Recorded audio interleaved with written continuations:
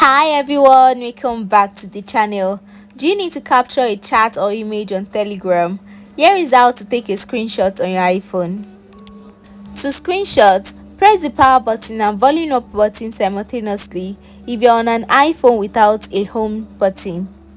For iPhones with a home button, press the home button and power button together. Your screenshot will appear in the bottom corner.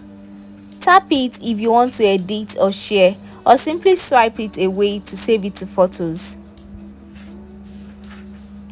And that's all it takes, guys. Now you can capture any moment or chat on Telegram with ease. Thank you so much for watching this video. If you found it helpful, please like, comment, share with your friends and subscribe to our channel. And I'll see you next time. Bye bye.